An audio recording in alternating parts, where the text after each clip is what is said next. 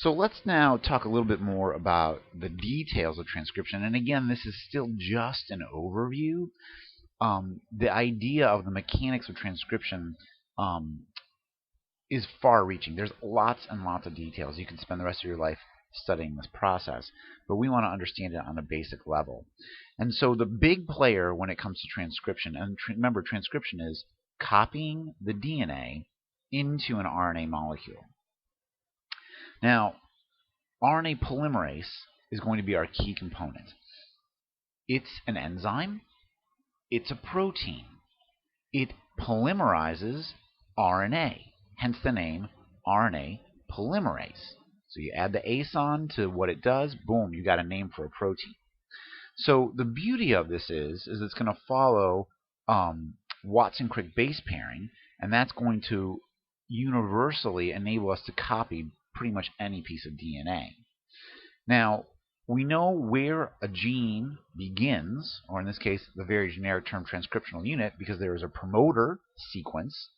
So we know that there's a sequence of DNA that is specific, that says this is where we start, and then there is a sequence that terminates the transcription as well. Now, if you have a chance, take a look at this short video. It shows you things in real time, and you want to jump to the 2-minute and 54-second mark to get to transcription. Now, the thing about videos and the pictures in your book, they're all nice and neat and kind of hanging in the void, where in fact what we need to remember is that the cell is jam-packed. And so there's an artist scientist, his name is David Goodsell, and he has a whole series of these pictures that try to convey the realistic proportions of stuff, molecules in the cell. And so what you can see here is this is translation going on with the ribosomes. But in essence, you've got materials all around you. The cell's going to work very, very hard to maintain concentrations of all the stuff that you need to do things like transcription so that they can, when it needs an A, a T, or a G, or C, it's there to grab it. And that's not necessarily easy to do, right? So if we look at this process, we can zoom in, and we're going to always represent RNA polymerase as this kind of big teardrop protein. And so it's going to bind to the promoter region. It's going to pull apart the double-stranded DNA, and then based on the template strand, start to build an mRNA molecule. It's going to literally move down the DNA, opening up as it goes. It's closing back up behind it, producing the RNA transcript until it eventually reaches the end of the transcript and it falls off. All right, so we see here again, as that T here is exposed, the A is coming in. And then the enzyme, which is very complex, will then catalyze that dehydration synthesis reaction, add the nucleotide onto the growing end of the RNA molecule, and move down to the next one. How does it know which one to add? How does it know that a U is going to come next? Because there's an A there. And the only thing that will hydrogen bond with an A complementary is a U. And so then it gets added, and so on and so forth. All right, so it's not that complicated, but the machinery that accomplishes this is fantastic, right? So the idea isn't hard, but then the molecular mechanisms can be quite intricate, but we're not going to go into that level of detail.